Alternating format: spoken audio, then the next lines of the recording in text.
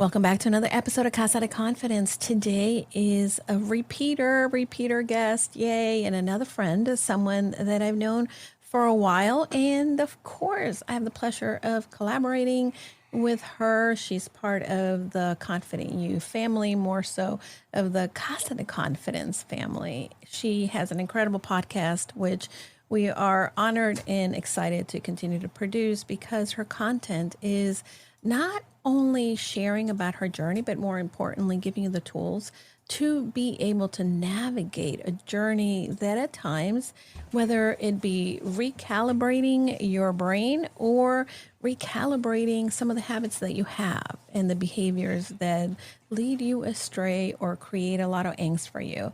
This individual is a master certified coach and guides us through this process. Her podcast I listen to, not because she's a client, but because I need some of the help she shares.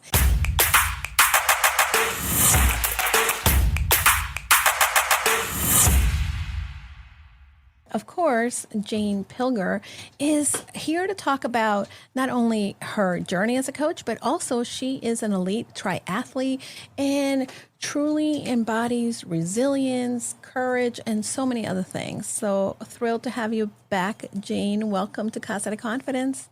Thank you, Julie. I'm so excited to be here. I was actually just reflecting earlier today.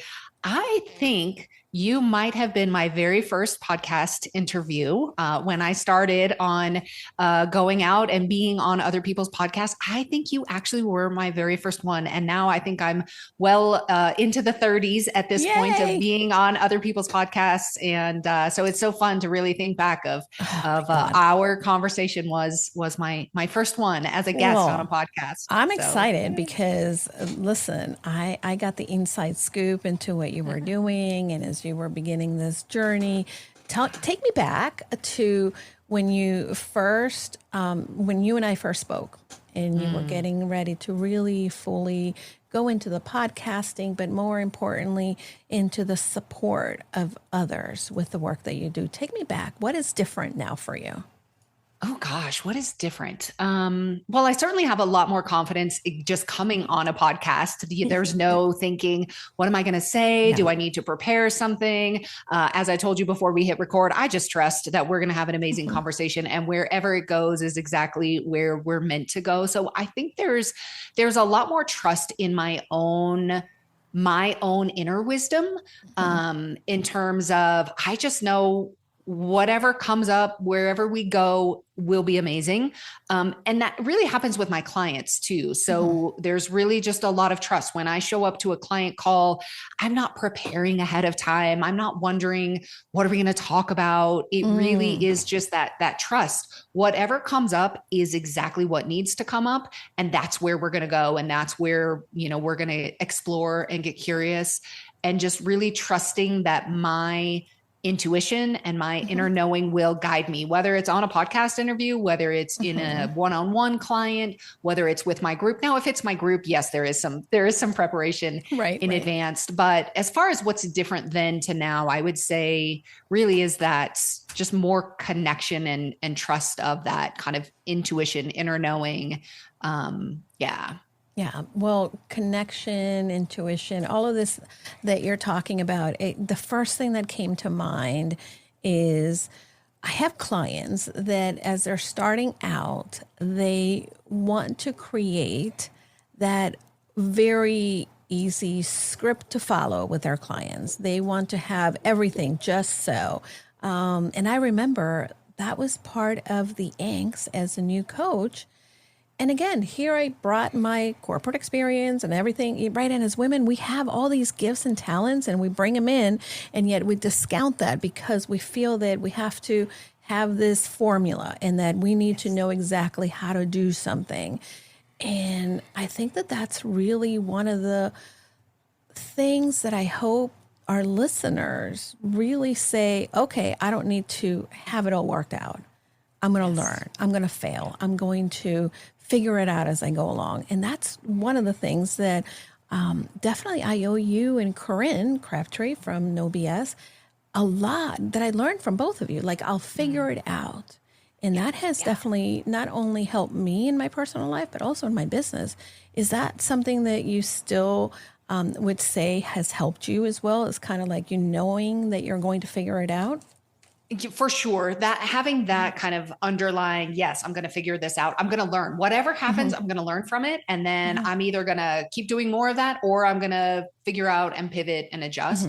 I think more important than anything is, what is the energy that we bring into what we do? And so whether we're talking about coaching, coming into a client, coming into a podcast interview, or we're talking about food, if it's, coming into a meal, what's way more important is, what is the energy I'm bringing into the situation? So instead of, what is the perfect question that I'm going to ask, my client, or what is, the perfect food that I'm going to eat, or the perfect amount, or whatever, it's not that as much as the energy I bring in. So if I come in and I'm like, hey, I trust myself. I trust myself to guide this conversation. I trust myself to eat in a way that feels really connected and calm. And at the end of it, I'm going to still feel connected. And this is how I want to kind of approach. I want to approach this with confidence, whether it is, whether it's this conversation, whether it's this meal, whether it is this group discussion, whether it is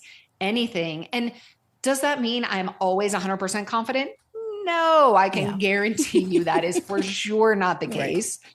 But if I can trust that, if I keep going based on what are the dreams that I have for myself? What are the images that I have for myself? Like, I think it's so important that anybody who is working towards anything in life has a very clear picture. What do you want for yourself? What does it look like? Because if I have a picture, now I can imagine it. This is like, I've put it into my GPS. So this is where I want to go. This is the picture. Now I know where I'm going. Because if I don't have a picture of where I want to go, who I want to become, all I'm going to do is repeat where I've been. That's all the brain knows, is I can either create a picture and move towards it, or I'm just going to keep repeating what I've already known. And so that's how we create confidence, right? Is, what is this picture? What is the picture of the confident me, whether it's confidence with food, whether it's confidence in my coaching, whether it's confidence in my business, confidence in my relationships, confidence in my athletics.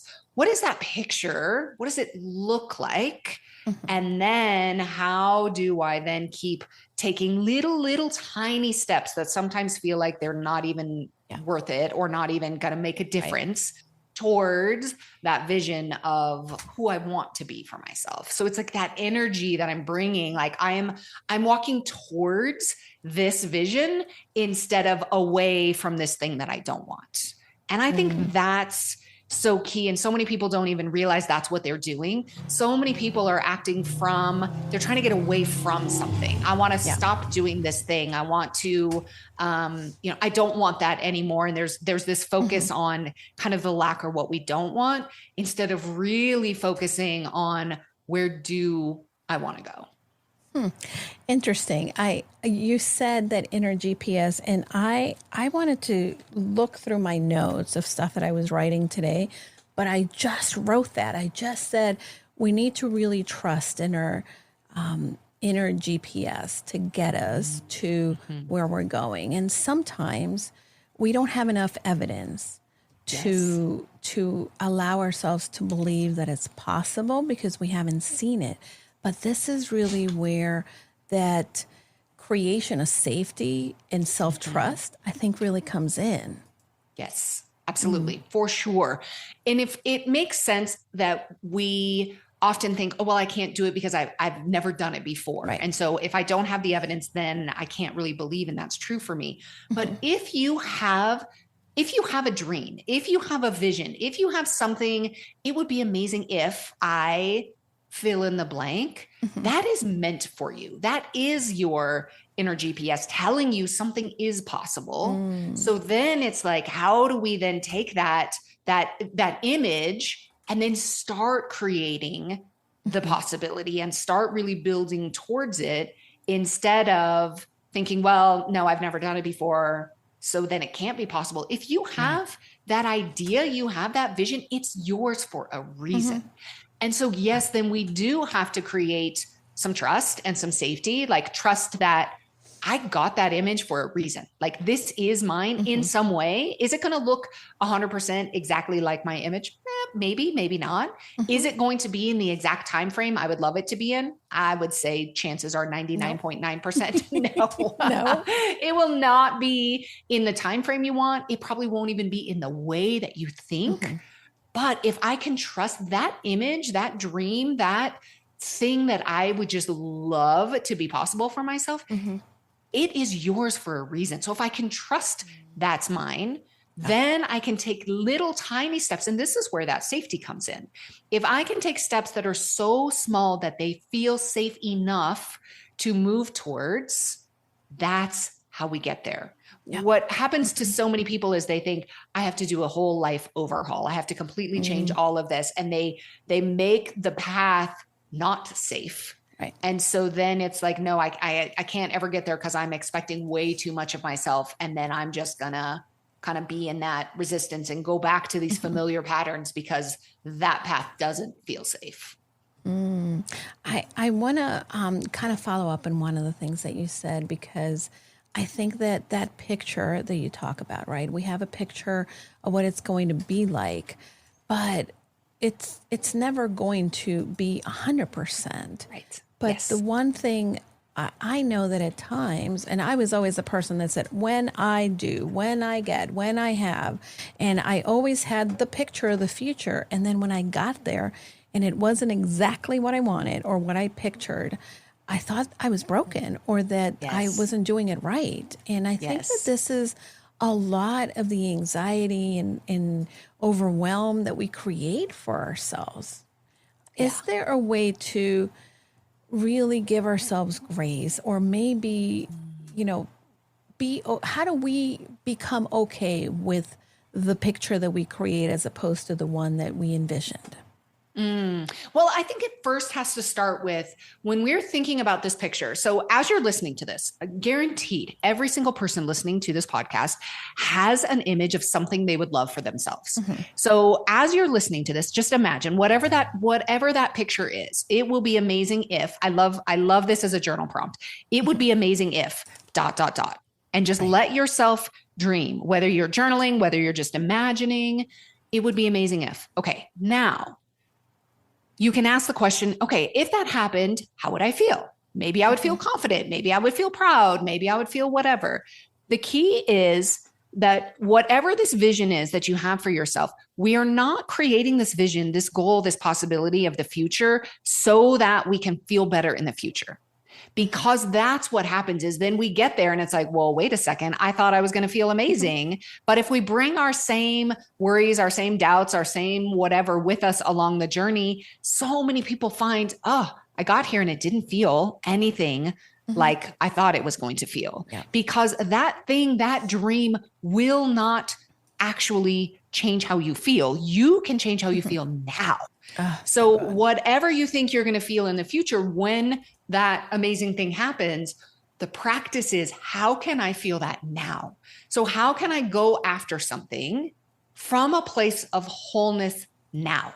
You are worthy right now. You are whole right now, even without the thing. Yeah. So if I can live into and start practicing feeling confident or connected or trusting or free or whatever the word is, happy, joyful, start practicing that now. And then when I get there, even if it does look completely different, I've had so much practice of feeling that way. Yeah, I'm probably more likely to feel free or connected or confident, but it's not because I got the thing. It's because I rehearsed feeling that way. Yeah. So if I can then start going after things from a place of, I'm actually pretty good right now. I'm okay right now. I'm whole. I'm worthy. I'm perfectly fine now. And I want more. I want this for myself from this place of, that would be fun. It would be fun to grow. It would be fun to learn. It would be fun to, see what's possible, but not thinking that thing is going to make me feel confident or happy or secure. Yeah. I think that's really important. And I would venture to say that this is a little bit or a lot of the work that you incorporate, especially for yourself, as you've worked at becoming an elite athlete. You enjoy the process of sorts, Yes. right? And Yes, absolutely. you are giving yourself the credit today for being at your best during a practice or during a healing period, and then knowing that yes, you still have that goal for the future. And every time that you show up to practice or to heal or to work on honing in your skills, you're getting closer to the picture that you have. Would you say that Yeah. that's about Yeah. right? Yeah. So I have two different stories that kind of can go in two different directions. So the first story is I have been working on a goal for years of qualifying for the Boston Marathon. And after several attempts, several years, I finally qualified for the Boston Marathon. Super proud. And I just found out a couple of weeks ago that I officially got in. And Ooh, it was such, congrats. thank you. It was such a powerful moment of really feeling the both and part of achieving a really big goal. Right. Because for so long I thought, oh, as soon as I qualify, it'll be so great and I'll feel so amazing and all these things. And yes, that is true. Yes, I worked so hard. And there were so many things involved. And at the same time, the week that I found out, I was physically not feeling very well. I was dealing with an injury. I really was not. It was one of those times where it's like, wow, on the one hand, I'm really proud of all of this. And I don't feel like a runner today. You know, I feel so tired. I feel injured. If somebody asked me to go run a marathon tomorrow, there's no way I could even do it. And so it was really interesting to kind of watch that, like that moment, that culmination isn't the thing, right? That creates, because I really did have this moment of like, wow, it kind of feels a little different than I thought it would. Right. And there was a lot of it that felt very, I was very proud and all of that. So that was really interesting. But I think what happens more, and whether we're talking about athletics, whether we're talking about building a business, whether we're talking about your relationship with food, it's so much more about who you are becoming. It's your identity. So for like with my running work and all the work around my goals, I really saw myself as not a runner. I'm not a very good runner. I'd be in a triathlon. I would be passing somebody on the bike. I have done this before. I would tell her, don't worry, I'm not a good runner. Like basically telling her, you're probably just going to pass me here in a little bit once we get on the run. I mean, I just had such an identity of I'm not good at that part. And so my journey towards qualifying for Boston was really like around my identity. Who do I see myself, seeing myself as a runner, as somebody who's capable of running these times? And that meant surrounding myself with other people who were capable, who were able to kind of run with me and support me through that. And I can guarantee you, I would not have reached that goal on my own. I only did it by reaching out and saying, hey, here's what I'm trying to do. Here's the kind of paces that I'm trying to run. I did this in a running group I'm a part of. Is there anyone who would be interested in running with me? And a couple people reached out, and that whole process really helped me become a different runner, but I could not have done it on my own. Yeah. And it's the same with food. It's like we try to do this, especially with food, I think, because there's so much shame involved. We try to make these changes on our own, but we don't want to tell anybody like all the things that are happening in our own world. And so we don't talk about it. But then we try to, well, if I can just read a book or listen to a podcast, then I can figure it out. But I've really been reflecting on this. We were talking about this before we started recording. I've been reflecting on this a lot recently. Is anything I've accomplished in life, whether it's overcoming binge eating disorder, whether it is qualifying for the Boston Marathon or competing at the Ironman World Championships or forming my own business, anything that I've done, none of it have I done on my own. Like every single aspect, there has been support, whether it was one person or a group of people or a community of people. We aren't meant to grow and to learn and to take on new challenges and to become new versions of ourselves on our own. Yeah. We are meant to be in community. And I remember, I think my word for the year in 2021, 22, I forget which one, is connection. And it's back there and I keep it there. And it's become not just a word for the year, but really something that I want to embody in everything that I do. The connection that I have to my clients, the connection I have to the community, because it's not about, like you said, right, what we can do because we're all so awesome, but it's more about, I'm going to do this, and when I don't think I can, someone is going to come alongside of me and either remind me or encourage me or hold me accountable that it's going to help me in this journey. And I think that sometimes we really create more work for ourselves thinking that I'm the lone wolf. I don't want people to know what I'm doing because I'm ashamed, right? Because that comes up a lot. And really that derails us all the time. Absolutely. And it has to start with connection with ourselves. So yes, connection outside is so important. And sometimes we don't even know how to connect with ourselves, which is, so much a part of the work is creating that awareness with what's happening in here, what's happening with me, what's happening with my emotions, with my nervous system. What am I noticing? All of that. But when you have that connection with yourself and you open up to connect with others, either who have been there or who just have that unconditional love and support for you and want to walk beside you wherever you're going.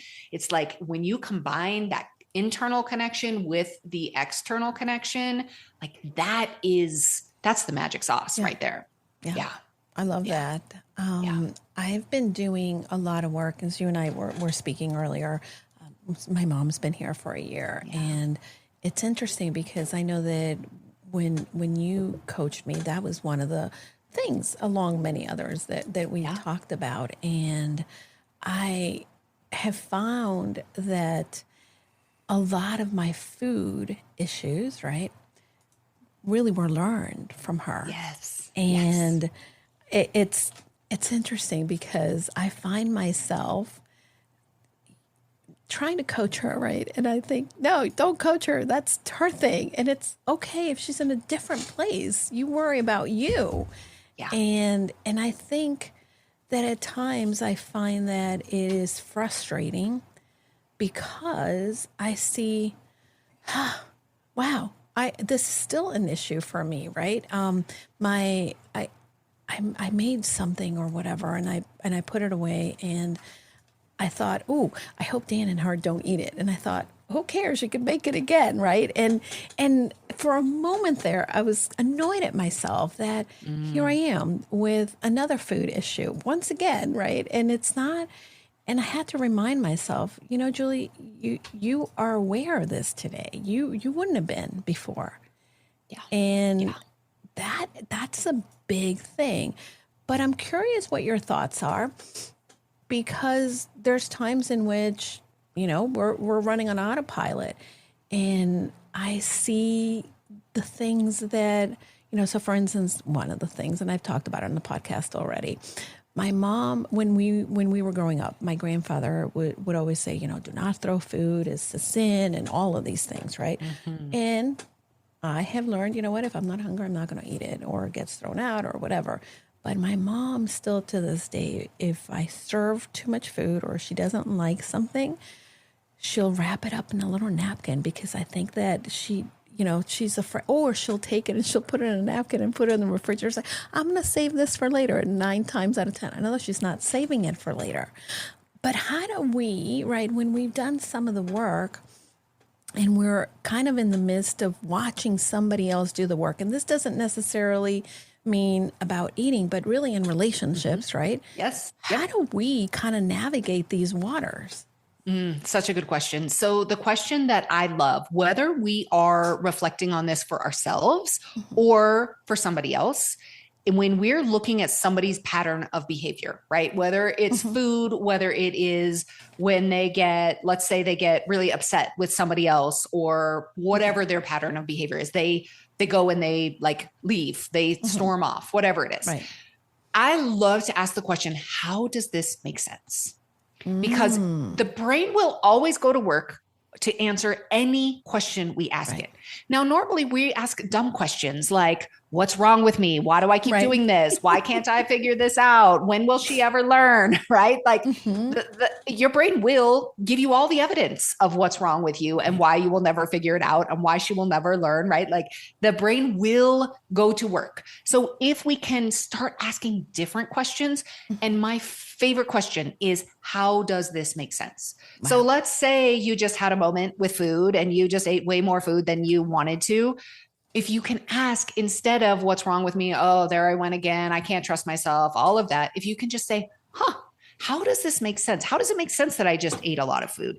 You probably will come up with an answer. It might be, well, you know what? I got like 3 hours of sleep last night, or my partner and I just got in a fight, or my mom is really pissing me off, or whatever. I'm working on a project that I'm really uncertain about, or whatever it is. We usually can find a way that it makes sense. Now, when you start asking the question, you may not get answers right away because you're not used to putting your brain to work on it.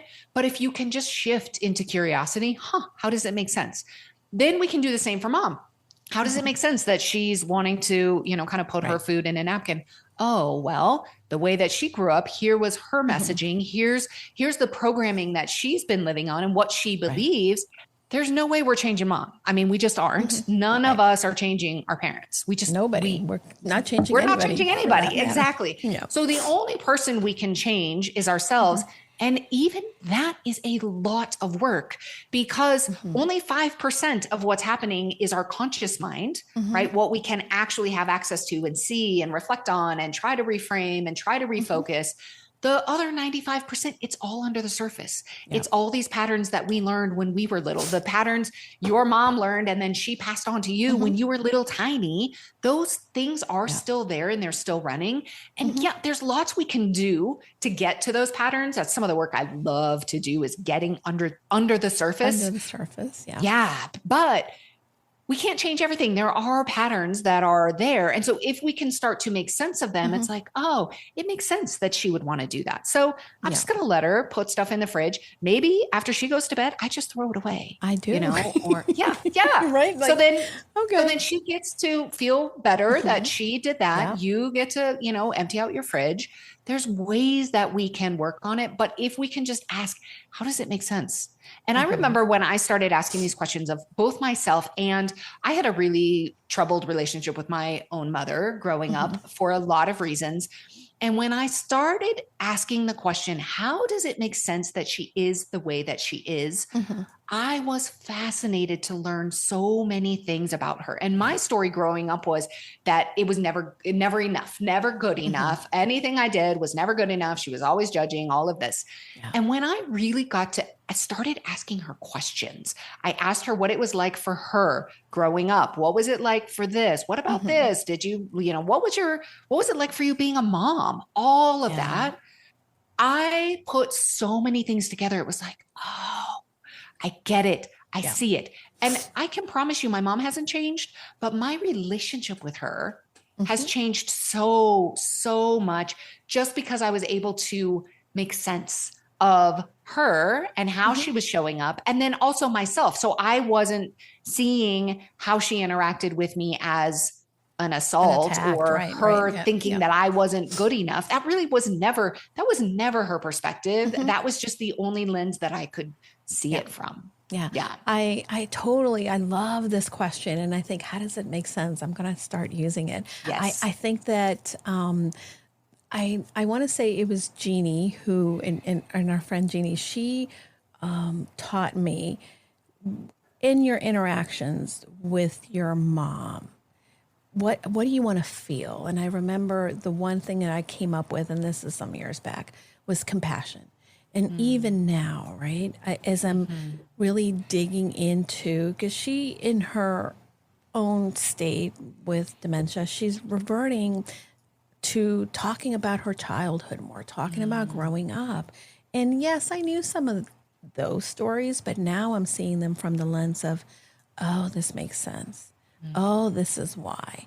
And that, what normally would have really made me mad or triggered me or, pissed me off, made me walk away and be angry, and I was the only one suffering there. Now it's like, okay, I get it. Wow, it must have been really hard. And just understanding and putting it into a different perspective, and also letting it go. That's been my motto too. Like, be like Elsa, let it go. And it's given me a lot of freedom, which I think sometimes we think when we are in the uncomfortable situation, we are, I don't want to say we're going to die, but most people avoid the uncomfortable because they feel like their boundary is being crossed. But I think that it's in the uncomfortable that we learn to, I don't know, be better. It's where we grow, right? I mean, it's like growth happens. It is true that growth happens outside your comfort zone. Right. But where we have to be careful with this is there's the growth edge, what I like to call your growth edge, which is we get outside our comfort zone just enough to grow. It's like, yes, maybe we have a difficult conversation. Maybe I go do a workout that feels like, ooh, I'm not so sure I can do that. Like, that's going to be hard, but it's not so hard that it just freaks me out that I won't even go there. I won't even have the conversation. I won't even put my shoes on because that feels really scary. And I think a lot of people either stay in the comfort zone, which is not even comfortable. It's more familiar zone. Right. They'll stay there, or they try to go way outside and then they beat themselves up because they can't do it. So there really is this beauty in finding what is your growth edge. And most people overshoot it. And they think, oh no, in order to grow, in order to make a big enough difference, I have to go do this big thing outside of my comfort zone.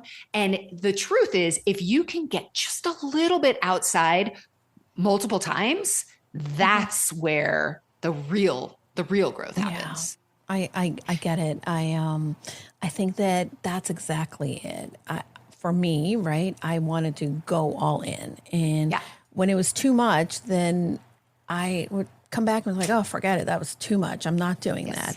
Yes. Or just you would stay in these patterns and behaviors that weren't serving you, but it was too overwhelming to even think you could get out of that.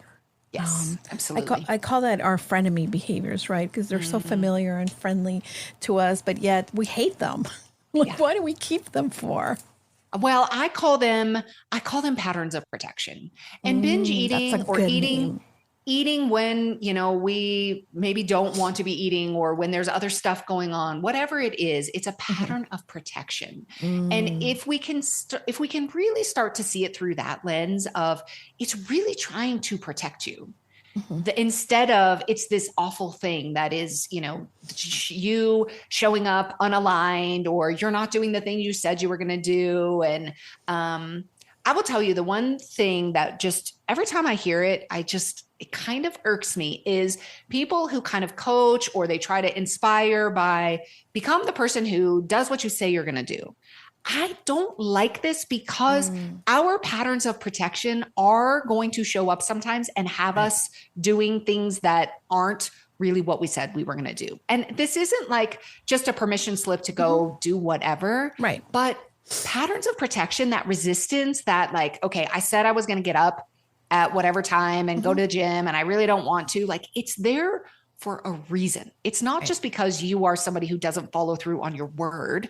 That's not the conclusion here. Yeah. But if we can really start to see this as, rather than you just not doing what you said you would do, as a pattern of protection, there's something here. Right. There's some sort of resistance, whether it's fear, whether it's usually fear, it's usually some sort of fear that's here. And if I can start to get curious about that, and I can start working with myself on the resistance and on the fear and try to soften it, that is going to have me show up in such a different way than you're good if you do what you said you were going to do, and you're off track if you didn't.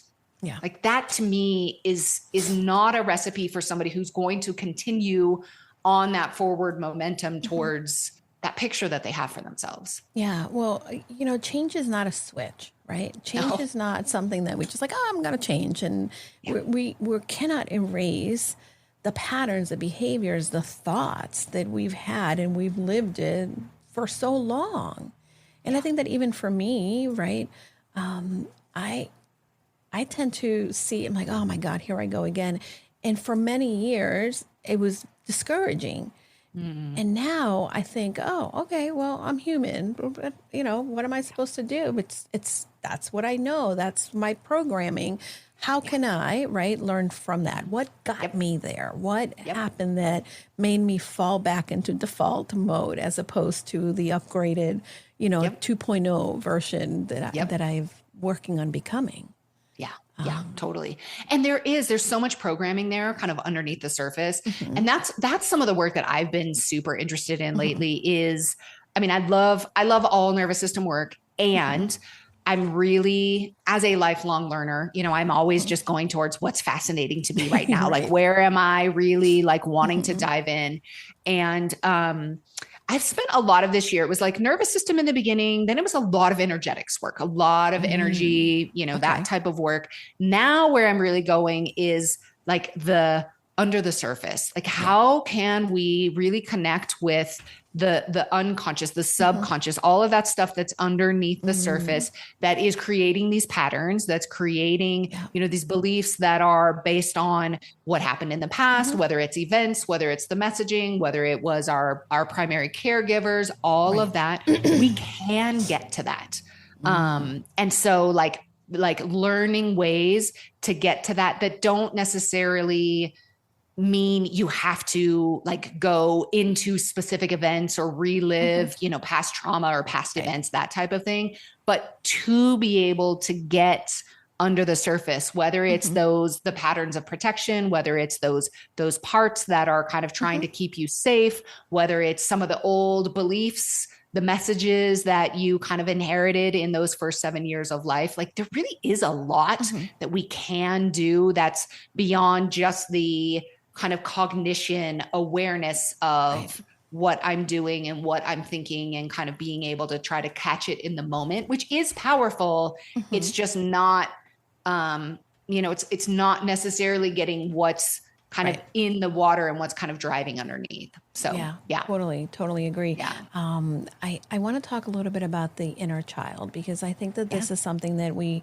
don't often. I mean, we all heal your inner child, especially if you're in personal development. You hear a lot of this inner child work, but how can we begin to build safety, right, for that mm, inner child without feeling silly or overwhelmed? Because I think that you can go either way, right? yeah, yeah.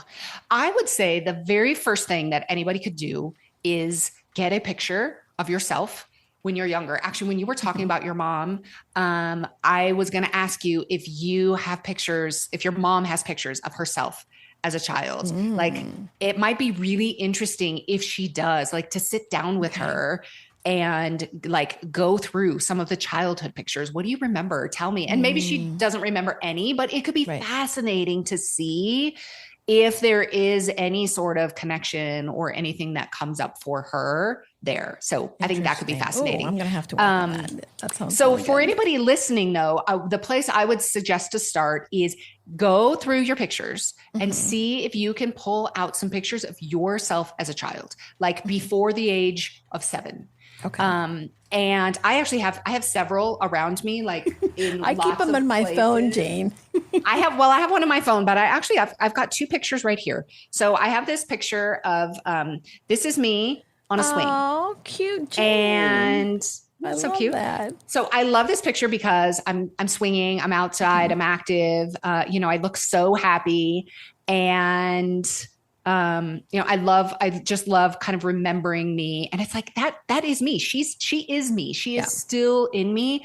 So just this reminder that like that younger version of you is Hmm. still there. And So good. not now, some people have a different reaction and kind of a different response. So Hmm. some people don't have any pictures, and that may be you. Some people will look at a picture and have maybe instead of kind of seeing some connection or some Hmm. compassion, there may be other emotions that come Yeah. up, particularly depending on what you might remember about that time or about that image. And Hmm. so if if looking at a picture of you brings up kind of more challenging images, I would just put this to the side unless you want to kind of do this work with somebody else. But if you look at pictures, or even the idea of you pulling up a picture of your childhood self is like, oh, I wonder what that was like, or I would like to see that. Then if it feels like something you might like to explore, I would invite you to do that. I used to have a story with my sister. My sister and I didn't really get along very well at all growing up. And I had this story that we didn't get along, that we didn't like each other. We did go a period of time without speaking to each other. We were so different, all of the things. And when I started on this kind of journey to, I want to go find some pictures of myself. I found several of me and my sister very much indicating we actually liked each other a lot. Like here is one of them. Oh, that's I'm the younger so one. Cute. Oh my God. Yes. That's adorable. I love And so that. I saw this picture and I was like, oh my gosh, there is no way that it's true that we never liked each other. And it was so contradictory to this story that I had been telling myself my whole life, that it opened up this possibility of like, oh, maybe that really wasn't true. Same with my mom. Like, oh, maybe it really wasn't true that she didn't approve of anything and nothing I ever did was good enough. Maybe that actually wasn't true. So it gave me so much room to kind of loosen up the stories that I had been telling. So for example, you might have a story about your childhood, like it was awful. I was always, upset or whatever. And you might go look through pictures and be like, wait a second, there I'm smiling. Wait a second, there's this. Wait, I totally forgot about this. So that's a way that you can kind of start to connect with yourself. And I like having little pictures of me. I've got a couple in my pantry, just to remind me that like, she is me. And so if I am going to say mean, nasty, awful things to myself, I'm also saying them to that little girl on the swing. For sure. Yeah. For sure. Yeah. I actually found that this is me, and I keep that on my phone, and ever so often I'll make that the background, because especially when I'm hard on myself, and I'm so good at that, right? Here's another one. Look at this one. So my cute little self, and I think that I don't want to be mean to her. I want to cherish her. I want to let her know, right? Like, this is the story of you, and the work that I do today is continue to become the person that you knew that you could become, or you wanted to, and even exceed your expectations. Going back to that future self concept. But a lot of individuals really kind of are hesitant to do some of the work because they're afraid, right? Of, oh my God, what am I going to find? I want to kind of, because obviously we could talk forever, but I want to talk a little bit about Cultivate. I want to talk also about your book. What are some ways that people can kind of dip their toe in the water to maybe begin to do some of the exploration and find the courage to be resilient, to really work on a transformation that is ongoing, as opposed to a transformation that makes them get somewhere, because you're not going to. This is just about, there's no arriving. It's always journeying. So how do people do that? I would say really it starts with where you want to go. So we have to start with whatever it is that you want for yourself, that clear picture, kind of going back to where we started earlier, is like, what do you want for yourself? And it's got to be more than just, I want to lose weight. I want to make X dollars in my business. I want to whatever. It's like, really, what does it look like? If whatever the goal is, like, what is the picture of it? It's not you looking at your bank account. It's not you standing on a scale, or it's not you, whatever. There's a picture that's involved. And generally that picture has some sort of emotion and kind of meaning baked into that picture. So we've got to be clear on that first. So that it's like, we've got to start there.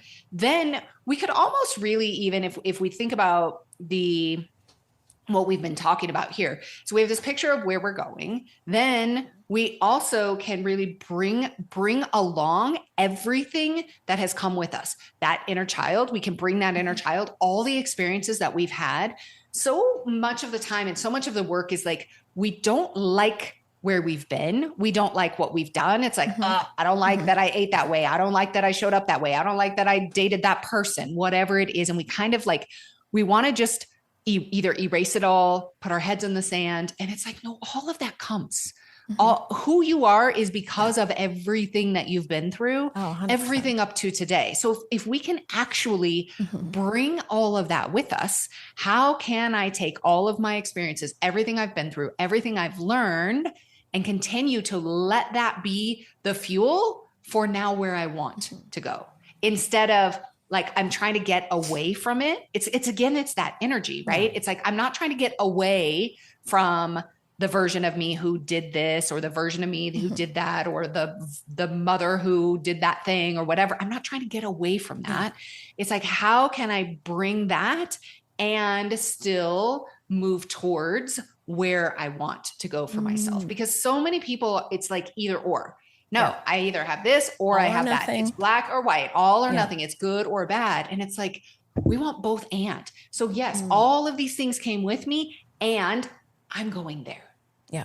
And just that reframe, that mindset will have us in a position from that energy that now I can create the future I want instead of running away from this, everything that I don't want.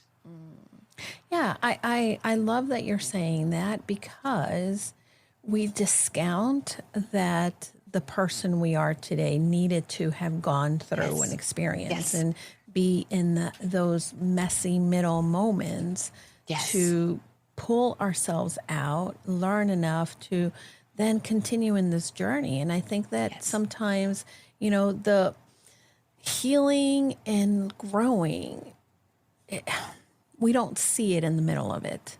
It's really invisible, right? It has to be something that we can look back on. And I was having a conversation the other day with this woman.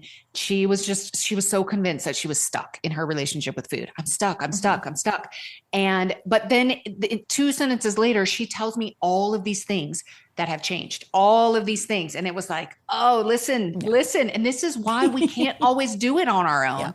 It's like, wait a second, you are not stuck. Let me show you all of this evidence of all of these ways. You are so much on your way. But if she keeps believing the narrative, I'm stuck, it's like the brain just discounts all of the things that she's already doing. And it's like, there's so much momentum there that if she can just see that the momentum is actually building, she can totally keep going. But she was so convinced that she was stuck. It was fascinating. Yeah. Yeah. And we are always going to focus on the negative. That's part of what the brain does. And it's a matter of, again, I think finding the moments to connect to where you want to be, who you are, who you're becoming, but also connect to the people around you that can help you do the work, because it's not a solo job. It really isn't. Absolutely. There's so many things we just can't see on our own. We're not meant to see all of it. And when you can get around other people who are able to help you see what you can't see on your own, it's like magic happens. Yeah. I have to say that's why one of the things that I love, and there's multiple things I love about Dan, but he's always so good at pointing out the things that about myself that I don't see, that I tend to be hard on. I tend to always go to like, oh my gosh, I'm not enough. And yet he has a way of reminding me, right? Oh no, look at that. And it helps me kind of like say, okay, maybe you're right. Okay. I think this is good. It's working, whatever it might be. And you have, let me tell you one other thing that I would tell other people they can do is collect confidence deposits. So anytime you do something that you thought you couldn't do, something that, actually so I have a Cultivate group coaching program. And in that program, in that call, I think it was last week, there were 3 different people who had things that were coming up that they were just sure we're going to go a certain way. You know, a trip, I'm going to be around this certain person. This may be really challenging. I'm going to this new place and I'm really not sure how it's going to be. And there were 3 completely different scenarios, but in each case, their brain was just confident it was going to be hard. It was going to be challenging. They were going to be thinking about food all of the time. They were going to, whatever it was, they weren't going to be able to speak up for themselves, all kinds of things. And then we had this call where all three of them had been through the things, and we were reflecting. None of them went the way that their brain was just convinced it was going to go. And this happens all of the time. But what we don't do is stop and reflect and take inventory and say, wait a second. You remember how you were just sure it was going to be that way? And it wasn't. Now we put this in our confidence deposit so we can withdraw it later. So the next time your brain's like, oh, here we go again, we're going to do this. It's like, oh, wait, you remember last time? That's right. Last time it wasn't a problem. We did this. We can totally do that again. But if we don't actually stop and reflect and make that deposit, the brain literally will just discard it and disregard it and believe the terrible, awful thing is going to happen. Well, that's what we all do. And that's why we need to find ways to remind us. And I love that you're talking about this. I'm gonna borrow that. Confidence deposits. I make my clients keep an evidence book. Yes. This is your evidence that you did that, or that you're working, or you're becoming that thing that you're working towards. So really good, really good. So now Cultivate, when is that opening again? Tell me more. So Cultivate is my group program that is specifically for women who are really working on becoming more calm, connected, and confident with food. It's a 6-month program. I open it a couple of times a year. It really is it's an intimate group, a very safe container where we all know each other. One of the things that I love about it, and that's very important to me, is it's important to me that I know everybody in there. I know their patterns. I know their challenges. I know their struggles, so that I can really talk to them individually. It's a group program, but there's so much individual connection as well that makes it really, really unique from a lot of other programs. It also isn't everybody starts at this point and everybody ends at this point. There are people who've been in there for years. So we have people from all over the world at all different stages in their relationship with food. And so this isn't just for somebody who is like, completely desperate. It's very helpful for that person, and really anybody who has a challenging relationship with food, is looking to become more calm, connected, and confident with food. It is, it's a beautiful community of people who are all doing the work together. And so that is going to open up here towards the end of October. Okay. So coming up here pretty soon, and then not again until April of 26, probably April of 26. Oh my God. I can't believe we're talking about April of 26 already. I know. Unbelievable, right? So, so that is my group program. I also have, for anybody who's like, I don't know that I'm really ready for a group or to talk about this with other people. I also have a book. The book is same name as the podcast. It's called The Binge Eating Breakthrough. And it really goes through, what I love about the way that I created it was every chapter is really a sentence that you have probably said yourself, like, am I broken? Yeah. What is binge eating and why do I do it? Right. Why do I behave this way? I'm my own worst enemy. So lots of, if food is a struggle for you at all, this book, The Binge Eating Breakthrough, really will help walk you through that. It's available on Amazon. There's also an audio version available, and there's a companion workbook as well. So that's another one that's great if you want to kind of start doing this work, kind of exploration on your own, to just see what you discover, what you uncover. That's a possibility as well. And then for anybody who's really interested in that, like super deeper work, like the subconscious, like really changing those patterns, we do some of that work in Cultivate, but that's a lot of what I do with my one-on-one clients as well, is really working on those protective patterns and really kind of rewiring just some of the programming that has us showing up in the ways that we do. Amazing. And I cannot tell you, my friend, the listener, enough. Jane is an incredible coach. Personally, I've had the pleasure and, oh my God, the fortunate to be able to have someone who has guided me and, again, continues to do amazing work. And I get to hear it, not only on her podcast, but I get to read it too, because I get to read her podcast plan as she's writing her episodes. And I love that, because then I get like an extra dose of the content. So I love it. Yes.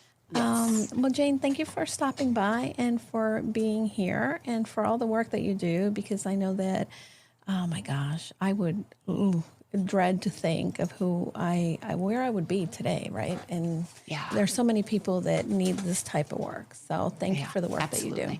Absolutely. Thank you for having me. I loved our conversation, and it's always fun to just think about who might be listening and who might be impacted by our time together.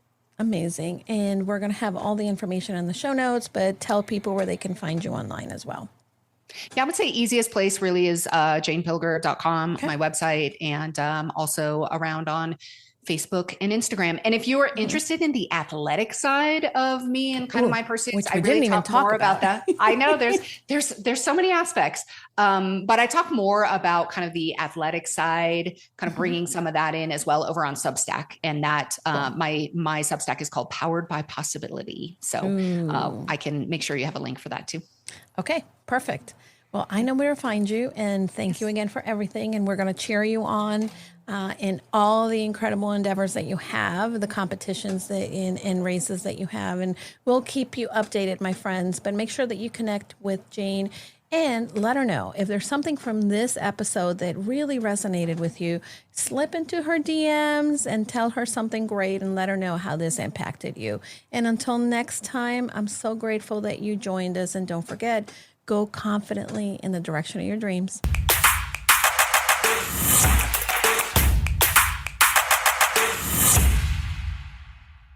Hi, everybody. I know that sometimes we get very lonely in this entrepreneur journey, and I want to invite you to join us into our limited time only Purposeful You Mastermind.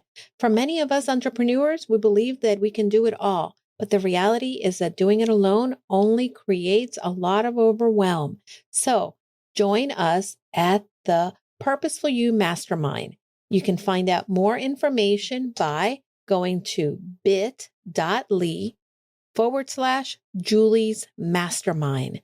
This is going to be the place where you are able to then unlock your full potential and achieve long-term success for your business.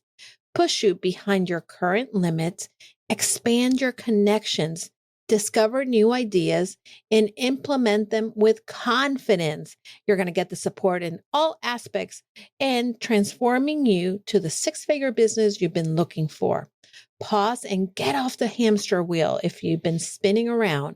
This is a time where you can get that support from like-minded entrepreneurs that are here to join you in your journey.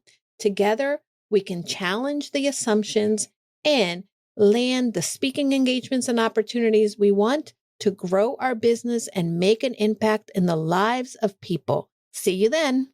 Remember, you can find the mastermind at bit.ly, Julie's Mastermind.